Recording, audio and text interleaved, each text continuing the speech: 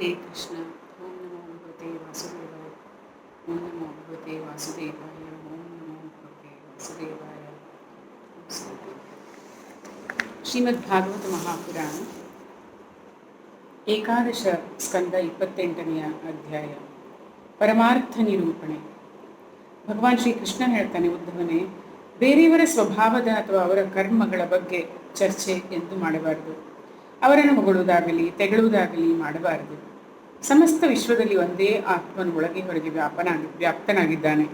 ಪ್ರಕೃತಿ ಪುರುಷರಿಂದ ಉಂಟಾದ ಈ ವಿಶ್ವದಲ್ಲಿ ಒಂದೇ ಆತ್ಮನ ಸತ್ತೆಯನ್ನು ನೋಡಬೇಕು. ಬೇರೆಯವರ ಸ್ವಭಾವ ಮತ್ತು ಕರ್ಮದ ನಿಂದೆ ಸ್ತುತಿ ಮಾಡುವ ವ್ಯಕ್ತಿಯು ಬೇಗನೆ ಅಸತ್ತಿನಲ್ಲಿ ಆಗ್ರಹವಿರಿಸಿ ತನ್ನ ಉನ್ನತಿಯ ಮಾರ್ಗದಿಂದ ಭ್ರಷ್ಟನಾಗಿ ಪತಿತನಾಗುತ್ತಾನೆ. ನಿದ್ರಾವಸ್ಥೆಯಲ್ಲಿರುವ ಜೀವಿಯು ಆಗ ಜ್ಞಾನಶೂನ್ಯನಾಗುತ್ತಾನೆ. ಹೀಗೆ ನಿದ್ರಾವಸ್ಥೆಯಲ್ಲಿ ಎಂದಾದರೂ ಈ ಮನುಷ್ಯನು ಮಾಯೆ ಅಂದರೆ ಸ್ವಪ್ನೆಯನ್ನು ನೋಡುತ್ತಾನೆ, ಸ್ವಪ್ನವನ್ನು, ಅಥವಾ ಸುಷುಪ್ತಿ ಅವಸ್ಥೆಯಲ್ಲಿ ಗಾಢನಿದ್ದೆಯಲ್ಲಿ ಪೂರ್ಣ ಜ್ಞಾನಶೂನ್ಯನಾಗುತ್ತಾನೆ. ಹಾಗೆಯೇ ಜಾಗೃತ ಅವಸ್ಥೆಯಲ್ಲಿಯೂ ಅನೇಕ ಪ್ರಕಾರದ ಪದಾರ್ಥಗಳನ್ನು ಚಿಂತಿಸುತ್ತಾನೆ ಮತ್ತು ನೋಡುತ್ತಾ ಇರುತ್ತಾನೆ. ಆದರೆ ಇದೆಲ್ಲವೂ ಮಿಥ್ಯೆಯೇ ಆಗಿದೆ. ಸತ್ಯವಸ್ತು ಏಕಮಾತ್ರ ಪರಮಾತ್ಮ ತತ್ವವೇ ಆಗಿದೆ. ಯಥಾರ್ಥದಲ್ಲಿ ಇಲ್ಲವೇ ಇಲ್ಲದ ವಸ್ತುವಿನ ಬಗ್ಗೆ ಏನು ಒಳ್ಳೆಯದು ಹೇಳಬಹುದು, ಏನು ಕೆಟ್ಟೆಂದು ಹೇಳಬಹುದು? ಇದೆಲ್ಲವೂ ಕೇವಲ ವಾಣಿಯ ವಿಲಾಸ ಮಾತ್ರವಾಗಿದೆ. ಆದ್ದರಿಂದ ಮಿಥ್ಯೆಯಾಗಿದೆ. ಹೀಗೆ ಮನಸ್ಸಿನಿಂದ ಈ ಅಸತ್ ಪದಾರ್ಥಗಳನ್ನು ಚಿಂತಿಸುವುದು ವ್ಯರ್ಥವೇ ಆಗಿದೆ. ಛಾಯೆ, ಪ್ರತಿಧ್ವನಿ ಮತ್ತು ಆಭಾಸ ಇವು ಮೂರೂ ನಿಜವಲ್ಲದಿದ್ದರೂ ತಮ್ಮ ತಮ್ಮ ಕಾರ್ಯಗಳನ್ನಾದರೂ ಮಾಡಿಯೇ ಮಾಡುತ್ತವೆ. ಛಾಯೆಯಲ್ಲಿ ಅಂದರೆ ನೆರಳಿನಲ್ಲಿ ಕುಳಿತಿರುತ್ತಾರೆ ಮತ್ತು ಅದನ್ನು ಒಪ್ಪಿಕೊಂಡು ಕಾರ್ಯವನ್ನು ಮಾಡುತ್ತಾರೆ. ಪ್ರತಿಧ್ವನಿಯಾದರೆ ಇದೇನಾಯಿತು ಎಂದು ಗಾಬರಿಗೊಳ್ಳುವನು. ಹಗ್ಗದಲ್ಲಿ ಸರ್ಪದ ಭ್ರಮೆಯಿಂದ ಭಯವಾಗುತ್ತದೆ. ಇದೆಲ್ಲವೂ ತಮ್ಮ ತಮ್ಮ ಕಾರ್ಯ ಮಾಡುತ್ತಿದ್ದರೂ ಇವು ಮೂರು ಮಿಥ್ಯೆಯಾಗಿದೆ. ಹೀಗೆಯೇ ದೇಹಾದಿ ಪದಾರ್ಥಗಳೆಲ್ಲವೂ ಮಿಥ್ಯವೇ ಆಗಿದೆ. ಆದರೂ ಪ್ರಾಣಿಗಳಿಗೆ ಸಾಯುವವರೆಗೆ ಭಯ ದುಃಖಗಳಾದರೂ ಕೊಡುತ್ತಲೇ ಇರುತ್ತದೆ. ಸಮಸ್ತ ವಿಶ್ವದ ಆತ್ಮನಾದರೂ ಒಬ್ಬನೇ ಆಗಿದ್ದಾನೆ. ಆ ಆತ್ಮನೇ ಬ್ರಹ್ಮ ಆಗಿ ತನ್ನಲ್ಲಿ ಬ್ರಹ್ಮ ಆಗಿ ತನ್ನಿಂದಲೇ ತನ್ನನ್ನು ನಿರ್ಮಿಸಿಕೊಳ್ಳುವನು, ಅಂದರೆ ವಿಶ್ವವಾಗಿ ನಿರ್ಮಿಸಿಕೊಳ್ಳುವನು. ಆ ಸ್ವಯಂ ವಿಷ್ಣು ರೂಪದಿಂದ ತನ್ನನ್ನೇ ರಕ್ಷಿಸಿಕೊಳ್ಳುವನು. ಪ್ರಳಯ ಕಾಲದಲ್ಲಿ ರುದ್ರ ರೂಪದಿಂದ ತನ್ನಿಂದ ಸೃಷ್ಟಿಸಲ್ಪಟ್ಟ ವಿಶ್ವವನ್ನು ಸಂಹಾರ ಮಾಡುತ್ತಾನೆ.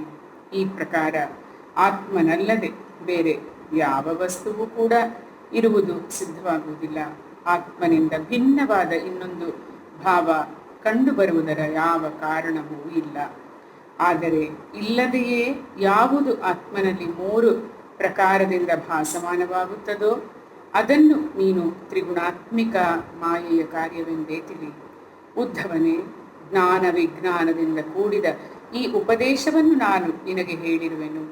ಇದನ್ನು ತಿಳಿದುಕೊಂಡು ವಿದ್ವಾಂಸನು ಯಾರನ್ನೂ ನಿಂದಿಸುವುದಿಲ್ಲ, ಸ್ತುತಿಸುವುದಿಲ್ಲ.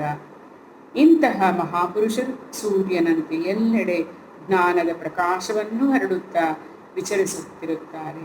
ಪ್ರತ್ಯಕ್ಷ ಪ್ರಮಾಣದಿಂದ, ಅನುಮಾನ ಪ್ರಮಾಣದಿಂದ, ಶಾಸ್ತ್ರ ಮತ್ತು ಮಹಾಪುರುಷರ ವಚನಗಳಿಂದ ಹಾಗೂ ಆತ್ಮಾನುಭೂತಿಯಿಂದ ಕಂಡುಬರುವ ಅಸತ್ ಪದಾರ್ಥಗಳೆಲ್ಲವೂ ಆದಿ ಅಂತ್ಯಗಳಿಂದ ಕೂಡಿದೆ, ಅರ್ಥಾತ್ ನಾಶವುಳ್ಳದ್ದಾಗಿದೆ ಎಂದು ಸ್ಪಷ್ಟವಾಗಿ ತಿಳಿದುಕೋ. ಆದ್ದರಿಂದ ಅನಾಸಕ್ತನಾಗಿ ಪ್ರಪಂಚದಲ್ಲಿ ವಿಚರಿಸುತ್ತಿರು. ಉದ್ಧವನು ಕೇಳ್ತಾನೆ, ಭಗವಂತ, ಆತ್ಮನು ದ್ರಷ್ಟ ಸಾಕ್ಷಿಯಾಗಿದ್ದು ಸ್ವಯಂ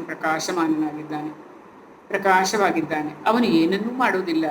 ದೇಹವೂ ಕೂಡ ದೃಶ್ಯವಾಗಿದ್ದು ಜಡವಾದ್ದರಿಂದ ಅದು ಕೂಡ ಪ್ರಪಂಚವನ್ನು ಮಾಡಲಾರದು. ಇಂತಹ ಸ್ಥಿತಿಯಲ್ಲಿ ಈ ಸಂಸ್ಕೃತಿ ಅಂದರೆ ಹುಟ್ಟು ಸಾವು ಯಾರಿಗಾಗುತ್ತದೆ? ಆತ್ಮನು ಅವಿನಾಶಿ, ನಿರ್ಗುಣ, ಶುದ್ಧ, ಸ್ವಯಂ ಜ್ಯೋತಿ ಮತ್ತು ಒಳ ಹೊರಗೆ ಎಲ್ಲೆಡೆ ಪರಿಪೂರ್ಣನಾಗಿದ್ದು ಅಗ್ನಿಯಂತೆ ಜ್ಯೋತಿರ್ಮಯನಾಗಿದ್ದಾನೆ.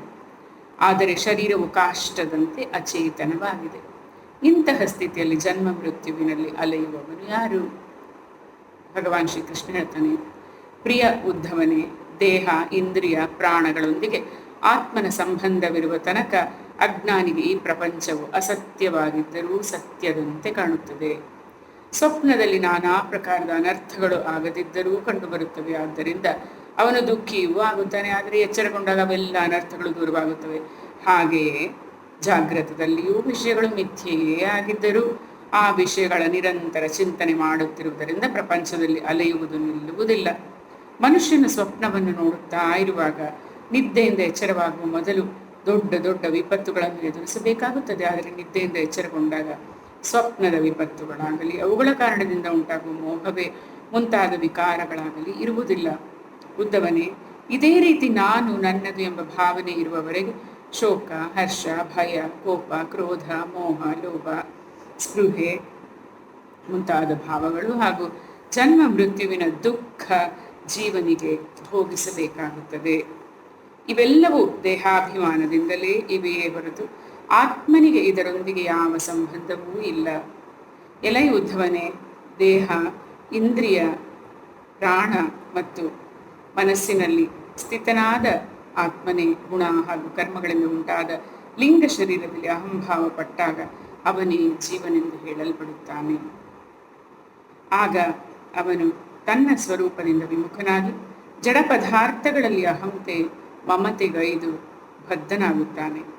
ಮತ್ತೆ ಕಾಲದ ಮೂಲಕ ಪ್ರೇರಿತನಾಗಿ ಸಂಸಾರದಲ್ಲಿ ಅಲಿಯುತ್ತಾ ಇರುತ್ತಾನೆ. ವಾಸ್ತವದಲ್ಲಾದರೂ ಈ ಜೀವಿಯು ಸೂಕ್ಷ್ಮಾತಿ ಸೂಕ್ಷ್ಮ ಆತ್ಮನದೇ ಮೂರ್ತಿಯಾಗಿದೆ. ಈ ಪ್ರಕಾರ ಈ ಆತ್ಮವನ್ನು ಸೂತ್ರಾತ್ಮ, ಮಹತ್ತತ್ವ ಹಾಗೂ ಇನ್ನೂ ಅನೇಕ ಹೆಸರುಗಳಿಂದ ಹೇಳಲಾಗಿದೆ. ಈ ಅಹಂಕಾರವೇ ಮನ, ವಾಣಿ, ಪ್ರಾಣ, ಶರೀರ ಮತ್ತು ಕರ್ಮ ಮುಂತಾದ ಅನೇಕ ರೂಪಗಳಲ್ಲಿ ಕಂಡುಬರುತ್ತದೆ. ಇದಕ್ಕೆ ಯಾವುದೇ ಮೂಲವೂ ಇಲ್ಲದ್ದರಿಂದ ಮಿಥ್ಯೆಯೇ ಆಗಿದೆ. ಜೀವಿಯು ಸ್ವಯಂ ಇವುಗಳಲ್ಲಿ ಅಹಂಭಾವ ಮಾಡಿದ ಕಾರಣ ಬದ್ಧನಾಗಿದ್ದಾನೆ. ಇದರಿಂದ ಮುಕ್ತನಾಗಲು ಎಲ್ಲ ರೀತಿಯಿಂದ ತೃಷ್ಣಾರಹಿತನಾಗಿ ಉಪಾಸನೆಯ ಮೂಲಕ ಜ್ಞಾನರೂಪಿ ತೀಕ್ಷ್ಣ ಖಡ್ಗದಿಂದ ಆತ್ಮನನ್ನು ಬಂಧಿಸುವ ಅಹಂಕಾರವನ್ನು ಸಮೂಲವಾಗಿ ಕತ್ತರಿಸಿ ಭಗವತ್ ಸ್ವರೂಪವನ್ನು ಮನನ ಮಾಡುತ್ತಾ ಸ್ವಚ್ಛಂದವಾಗಿ ವಿಹರಿಸುವುದೇ ಉಪಾಯವಾಗಿದೆ. ಆತ್ಮ ಅನಾತ್ಮದ ಸ್ವರೂಪವನ್ನು ಚೆನ್ನಾಗಿ ತಿಳಿದುಕೊಳ್ಳುವುದೇ ಜ್ಞಾನವಾಗಿದೆ. ಈ ವಿವೇಕವು ಉಂಟಾದಾಗ ದ್ವೈತದ ಅಸ್ತಿತ್ವವು ಇರುವುದಿಲ್ಲ. ಆದ್ದರಿಂದ ಆತ್ಮಚಿಂತನೆಯಿಂದ ಹೃದಯವನ್ನು ಶುದ್ಧಗೊಳಿಸಬೇಕು. ಪ್ರತ್ಯಕ್ಷ ಪ್ರಮಾಣದಿಂದ, ಮಹಾಪುರುಷರ ವಚನಗಳಿಂದ, ಶಾಸ್ತ್ರ ಪ್ರಮಾಣದಿಂದ ಮತ್ತು ಅನುಮಾನ ಪ್ರಮಾಣದಿಂದ ಒಂದೇ ಆತ್ಮತತ್ವವನ್ನು ಎಲ್ಲೆಡೆಗಳಲ್ಲಿ ನೋಡಬೇಕು. ಅವನೇ ಈ ಜಗತ್ತಿನ ಆದಿ ಮತ್ತು ಅಂತ್ಯದಲ್ಲಿರುವನು, ನಡುವಿನಲ್ಲಿಯೂ ಅವನೇ ಇದ್ದಾನೆ ಎಂದು ನಿಶ್ಚಯಿಸಬೇಕು. ಅವನನ್ನೇ ಕಾಲನೆಂದು, ಹೇತು ಎಂದು ಹೇಳುತ್ತಾರೆ. ಈ ಪ್ರಕಾರ ಚಿಂತನೆಯಿಂದ ಓರ್ವ ಪರಮಾತ್ಮನನ್ನೇ ಸರ್ವತ್ರ ನೋಡಬೇಕು. ಉದ್ದವನೇ, ಚಿನ್ನದಿಂದ ಕಂಕಣ, ಕುಂಡಲಾದಿ ಅನೇಕ ಆಭರಣಗಳಾಗುತ್ತವೆ. ಆದರೆ ಒಡವೆಗಳು ಆಗದಿದ್ದಾಗಲೂ ಅದು ಚಿನ್ನವೇ ಆಗಿರುತ್ತದೆ. ಒಡವೆಗಳು ಕರಗಿ ಇಲ್ಲವಾದಾಗಲೂ ಅದು ಚಿನ್ನವಾಗಿ ಉಳಿಯುವುದು. ನಡುವಿನ ಅದಕ್ಕೆ ಕಂಕಣ, ಕುಂಡಲಾದಿ ಅನೇಕ ಹೆಸರುಗಳನ್ನಿಟ್ಟು ವ್ಯವಹರಿಸುತ್ತಾರೆ. ಆಗಲೂ ಅದು ಚಿನ್ನವೇ ಆಗಿದೆ. ಸರಿಯಾಗಿ ಹಾಗೆಯೇ ಜಗತ್ತಿನ ಆದಿ, ಅಂತ್ಯ ಮತ್ತು ಮಧ್ಯದಲ್ಲಿಯೂ ನಾನೇ ಇದ್ದೇನೆ. ವಾಸ್ತವವಾಗಿ ನಾನೇ ಸತ್ಯತತ್ವನಾಗಿದ್ದೇನೆ. ಪ್ರಿಯ ಉದ್ದವನೇ, ಈ ವಿಶ್ವವು ಜಾಗ್ರತ್, ಸ್ವಪ್ನ, ಸುಷುಪ್ತಿ ಎಂಬ 3 ಅವಸ್ಥೆಗಳಿಂದ ಕೂಡಿದೆ. ಸತ್ವ, ರಜ, ತಮ ಹೀಗೆ 3 ಗುಣಗಳಿಂದ ಉಂಟಾಗಿದೆ. ಆಧ್ಯಾತ್ಮ ಅಂದರೆ ಇಂದ್ರಿಯಗಳು, ಕರಣ, ಆದಿಭೂತ, ಪೃಥ್ವಿ, ಆದಿಕಾರ್ಯ, ಅಧಿದೈವ, ಕರ್ತ, ಈ ರೀತಿಯ 3 ಭೇದಗಳಿಂದ ಯುಕ್ತವಾಗಿದೆ. ಈ ತ್ರಿವಿಧತೆಯಿಂದ ಯುಕ್ತವಾದ ಈ ಜಗತ್ತು ಅಧಿಷ್ಠಾನದಲ್ಲಿ ಪರಮಾತ್ಮನ ಸತ್ಯ ಇರುವ ಕಾರಣವೇ ಅತ್ಯಂತ ಸತ್ಯದಂತೆ ಕಂಡುಬರುತ್ತದೆ. ಅನ್ವಯ ರೂಪದಿಂದ ಎಲ್ಲದರಲ್ಲಿ ಪರಮಾತ್ಮನೇ ಅನುಸ್ಯೂತನಾಗಿದ್ದಾನೆ ಮತ್ತು ವ್ಯತಿರೇಕ ರೂಪದಿಂದ ಅರ್ಥಾತ್ ನೇತಿಯ ಮೂಲಕ ಇವೆಲ್ಲದನ್ನು ನಿರಾಕರಣೆ ಮಾಡಿದಾಗ ಏಕಮಾತ್ರ ಪರಮಾತ್ಮನೇ ಶೇಷವಾಗಿ ಉಳಿಯುತ್ತಾನೆ. 4ನೆಯವನಿಂದಲೇ ಇದೆಲ್ಲವೂ ಇದೆ. ಅದೇ ಸತ್ಯತತ್ವವಾಗಿದೆ. ಆ ತುರಿಯ ತತ್ವದ ಜ್ಞಾನ ಉಂಟಾದ ಮೇಲೆ ಎಲ್ಲ ತ್ರಿವಿಧತೆ ಮುಗಿದು ಹೋಗುತ್ತದೆ. ಮೊದಲೂ ಇಲ್ಲದುದು, ನಂತರವೂ ಇಲ್ಲವಾಗುವ ಈ ಜಗತ್ತು ನಡುವಿನಲ್ಲಿಯೂ ಇಲ್ಲ. ಇದು ಕೇವಲ ವಾಣಿಯ ವಿಲಾಸವಾಗಿದೆ. ಇದರಲ್ಲಿ ವಾಸ್ತವವಾದರೂ ಪರಮಾತ್ಮನೇ ಒಳ ಹೊರಗೆ ಓತಪ್ರೋತವಾಗಿದ್ದಾನೆ. ಅವನಿಂದಲೇ ಭೂತಕಾಲದಲ್ಲಿ ಇದರ ಉತ್ಪತ್ತಿಯಾಗಿದ್ದು ಇದರ ವ್ಯವಹಾರವೂ ಅವನಿಂದಲೇ ನಡೆಯುತ್ತಿದೆ. ಈ ಪ್ರಕಾರ ಸಮಸ್ತ ವ್ಯವಹಾರವೂ ಅವನ ಮೂಲಕವೇ ಅವನಲ್ಲೇ ಆಗುತ್ತಿದೆ. ಅದೇ ಪರಮಾರ್ಥ ಸತ್ತೆಯಾಗಿದೆ ಎಂಬುದೇ ನನ್ನ ದೃಢ ನಿಶ್ಚಯವಾಗಿದೆ. ಈ ವಿಕಾರಮಯ ರಾಜಸ ಸೃಷ್ಟಿಯು ಇಲ್ಲದೆಯೂ ಕಂಡುಬರುತ್ತದೆ. ಇದು ಸ್ವಯಂ ಪ್ರಕಾಶ ಬ್ರಹ್ಮವೇ ಆಗಿದೆ. ಅದಕ್ಕಾಗಿ ಇಂದ್ರಿಯಗಳು, ವಿಷಯ, ಮನಸ್ಸು, ಪಂಚಭೂತಾದಿ ಚಿತ್ರ ವಿಚಿತ್ರ ಎಷ್ಟು ನಾಮರೂಪಗಳಿವೆಯೋ ಅವುಗಳ ರೂಪದಲ್ಲಿ ಬ್ರಹ್ಮವೇ ಕಂಡುಬರುತ್ತಿದ್ದಾನೆ. ಹೀಗೆ ಬ್ರಹ್ಮ ವಿಚಾರ ಮಾಡುವವರು ಎಲ್ಲ ಶ್ರವಣ ಮನನ ನಿಧಿಧ್ಯಾಸನ ಮತ್ತು ಸ್ವಾನುಭೂತಿ ಸಾಧನೆಗಳ ಮೂಲಕ ಕೌಶಲ್ಯದಿಂದ ಬೇರೆ ವಸ್ತುವನ್ನು ಪೂರ್ಣವಾಗಿ ನಿರಾಕಾರ ಮಾಡಿ ಬ್ರಹ್ಮಜ್ಞಾನಿ ಗುರುದೇವರ ಉಪದೇಶದ ಮೂಲಕ ಆತ್ಮನ ವಿಷಯದಲ್ಲಿ ದೃಢ ನಿಶ್ಚಯ ಮಾಡಿಕೊಂಡು ಎಲ್ಲ ರೀತಿಯ ಕಾಮನೆಗಳನ್ನು ತ್ಯಜಿಸಿ ಉಪರಾಮನಾಗಬೇಕು, ಆತ್ಮಾನಂದದಲ್ಲಿ ಮಗ್ನನಾಗಬೇಕು. ಈ ಪಾರ್ಥಿವ ಶರೀರವು ಆತ್ಮನಲ್ಲ. ಹೀಗೆಯೇ ಇಂದ್ರಿಯಗಳ ದೇವತೆಗಳು ಪ್ರಾಣ, ವಾಯು, ಜಲ, ಅಗ್ನಿ, ಮನ ಇವು ಯಾವುವೂ ಆತ್ಮನಲ್ಲ. ಏಕೆಂದರೆ ಇವುಗಳ ಧಾರಣೆ ಪೋಷಣೆಯು ಶರೀರದಂತೆ ಅನ್ನದಿಂದಲೇ ಆಗುತ್ತದೆ. ಬುದ್ಧಿ, ಚಿತ್ತ, ಅಹಂಕಾರ, ಆಕಾಶ, ಪೃಥ್ವಿ, ಶಬ್ದಾದಿ ವಿಷಯಗಳು ಮತ್ತು ಗುಣಗಳ ಸಂಯಾವಸ್ಥೆಯಾದ ಈ ಪ್ರಕೃತಿ ಇವೆಲ್ಲವೂ ಆತ್ಮನಲ್ಲ. ಹೀಗೆ ಅನಾತ್ಮ ವಸ್ತುಗಳನ್ನು ನೇತಿ ವಚನಗಳಿಂದ ನಿರಾಕರಣ ಮಾಡಬೇಕು. ಪ್ರಿಯ ಉದ್ಧವನೇ, ಆಕಾಶದಲ್ಲಿ ಮೋಡಗಳು ಬರುತ್ತವೆ ಹೋಗುತ್ತವೆ, ಅದರಿಂದ ಸೂರ್ಯನಿಗೆ ಏನು ಹಾನಿಯಾಗಿದೆ? ಹಾಗೆಯೇ ನನ್ನ ಸ್ವರೂಪದ ಜ್ಞಾನ ಚೆನ್ನಾಗಿ ಉಂಟಾದವನ ಮುಂದೆ 3 ಗುಣಗಳ ವೇಗ ಬರಲಿ ಹೋಗಲಿ, ಅವನಿಗೆ ಅದರಿಂದ ಯಾವುದೇ ಹಾನಿ ಲಾಭವಿಲ್ಲ. ಅವು ಅವನ ಮೇಲೆ ಯಾವುದೇ ಪ್ರಭಾವ ಬೀರಲಾರವು. ಏಕೆಂದರೆ ಅವನಾದರೂ ತನ್ನ ಜ್ಞಾನದಲ್ಲಿ ದೃಢ ನಿಶ್ಚಯಪೂರ್ವಕ ಅಚಲ ಸ್ಥಿತನಾಗಿರುತ್ತಾನೆ. ಆಕಾಶವನ್ನು ಗಾಳಿಯು ಒಣಗಿಸಲಾಗದು, ಬೆಂಕಿಯು ಸುಡಲಾರದು, ನೀರು ತೋಯಿಸಲಾರದು, ಧೂಳು ಹೊಗೆ ಮಲಿನವಾಗಿಸದು, ಋತುಗಳ ಗುಣ ಸೆಕೆ ಚಳಿ ಮುಂತಾದವುಗಳಿಂದ ಪ್ರಭಾವಿತವಾಗಿಸಲಾರದು. ಏಕೆಂದರೆ ಇವೆಲ್ಲವೂ ಬಂದು ಹೋಗುವ ಕ್ಷಣಿಕ ಭಾವಗಳಾಗಿವೆ.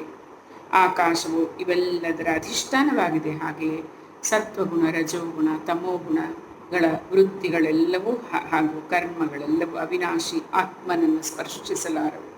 ಅವನಾದರೂ ಇವುಗಳಿಂದ ಸರ್ವತಾ ಅತೀತನಾಗಿದ್ದಾನೆ. ಇವುಗಳಲ್ಲಿ ಅಹಂಕಾರ ಪಡುವ ಜೀವಿಯೇ ಪ್ರಪಂಚದಲ್ಲಿ ಅಲೆಯುತ್ತಿರುತ್ತಾನೆ. ಉದ್ಧವನೇ, ಹೀಗಾದರೂ ಕೂಡ ನನ್ನ ಸದೃಢ ಭಕ್ತಿ ಯೋಗದ ಮೂಲಕ ಮನಸ್ಸಿನ ರಜೋಗುಣ ರೂಪಿ ಮಲವು ಪೂರ್ಣವಾಗಿ ಹೊರಟು ಹೋಗುವವರೆಗೆ ಈ ಮಾಯಾ ನಿರ್ಮಿತ ಗುಣಗಳು ಮತ್ತು ಅವುಗಳ ಕಾರ್ಯಗಳ ಸಂಘವನ್ನು ಪೂರ್ಣವಾಗಿ ತ್ಯಜಿಸಿ ಬಿಡಬೇಕು. ಉದ್ಧವನೇ, ಚೆನ್ನಾಗಿ ಚಿಕಿತ್ಸೆ ಮಾಡದಿದ್ದಾಗ ರೋಗವು ಸಮೂಲವಾಗಿ ನಾಶವಾಗದೆ ಅದು ಮೇಲಿಂದ ಮೇಲೆ ಉದ್ರೇಕಗೊಂಡು ಮನುಷ್ಯನನ್ನು ಸತಾಯಿಸುತ್ತಾ ಇರುತ್ತದೆ. ಹಾಗೆಯೇ ಮನಸ್ಸಿನ ವಾಸನೆಗಳು ಮತ್ತು ಕರ್ಮಗಳ ಸಂಸ್ಕಾರಗಳು ಅಳಿದು ಹೋಗುವುದಿಲ್ಲವೋ, ಅದು ಪತ್ನಿ ಪುತ್ರಾದಿಗಳಲ್ಲಿ ಆಸಕ್ತವಾಗಿದೆಯೋ, ಇಂತಹ ಅರ್ಧಂಬರ್ಧ ಯೋಗಿಗೆ ಈ ಕರ್ಮ ವಾಸನೆಗಳು ಪೀಡಿಸುತ್ತಾ ಇರುತ್ತವೆ.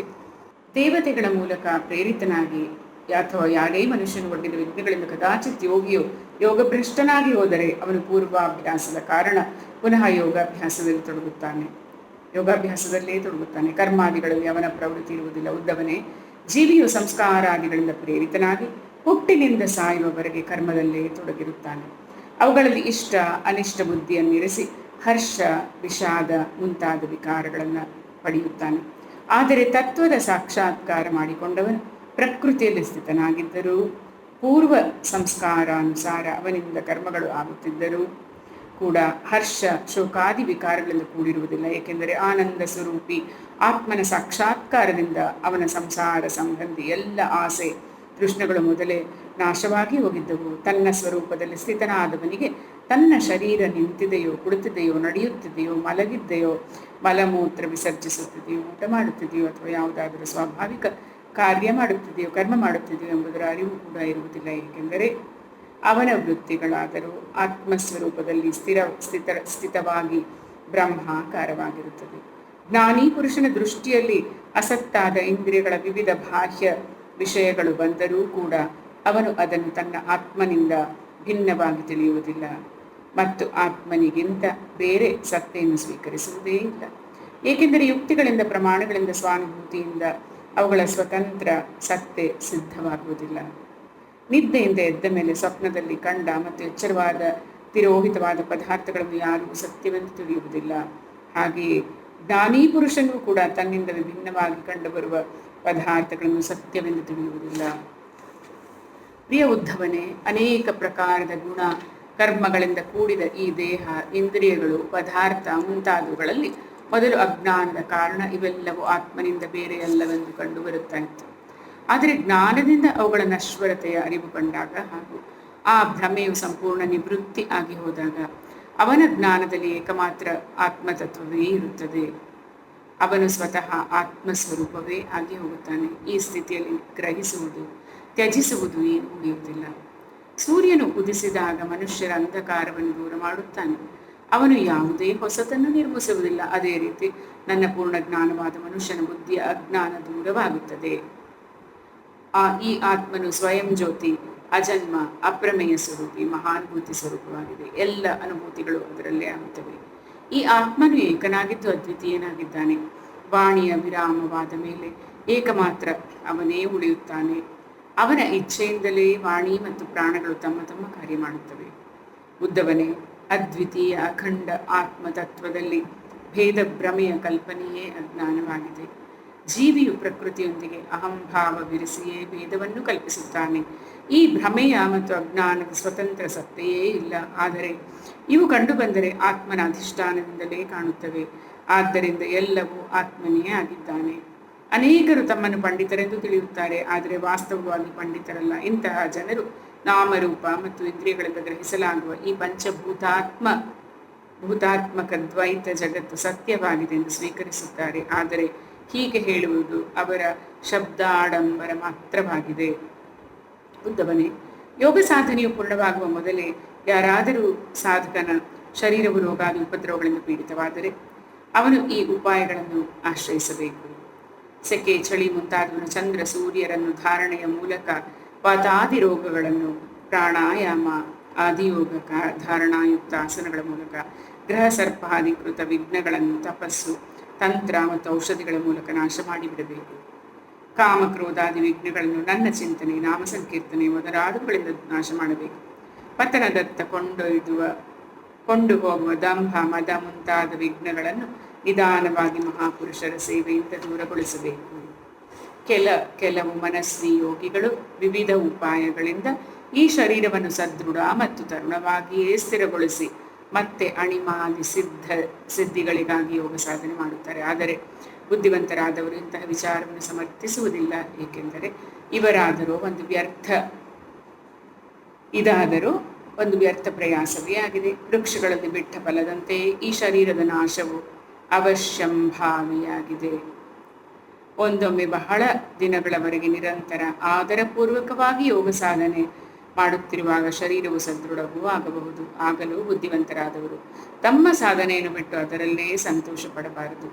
ಅವರಾದರೂ ಸದಾ ಕಾಲವು ನನ್ನ ಪ್ರಾಪ್ತಿಗಾಗಿಯೇ ತೊಡಗಿರಬೇಕು. ನನ್ನನ್ನು ಆಶ್ರಯಿಸಿ ನನ್ನಿಂದ ಹೇಳಲ್ಪಟ್ಟ ಯೋಗ ಸಾಧನೆಗಳಲ್ಲಿ ತೊಡಗಿರುವ ಸಾಧಕನಿಗೆ ಯಾವುದೇ ವಿಘ್ನಗಳು ಕದಲಿಸಲಾರವು. ಅವನ ಕಾಮನೆಗಳೆಲ್ಲ ನಾಶವಾಗಿ ಹೋಗುತ್ತವೆ ಮತ್ತು ಅವನು ಆತ್ಮಾನಂದದ ಅನುಭೂತಿಯಲ್ಲಿ ಮುಳುಗಿ ಹೋಗುತ್ತಾನೆ. ಎಂಬಲ್ಲಿಗೆ 28ನೇ ಅಧ್ಯಾಯವು ಮುಗಿಯಿತು. ಇತಿ ಶ್ರೀಮದ್ಭಾಗವತೆ ಮಹಾಪುರಾಣೆ ಪಾರಮಹಂಸ್ಯಾಂ ಸಂಹಿತಾಯಾಂ ಏಕಾದಶ ಸ್ಕಂದೆ ಅಷ್ಟವಿಂಶೋಧ್ಯಾಯಃ. ಶ್ರೀಕೃಷ್ಣಾರ್ಪಣಮಸ್ತು. ಓಂ ನಮೋ ಭಗವತೆ ವಾಸುದೇವಾಯ.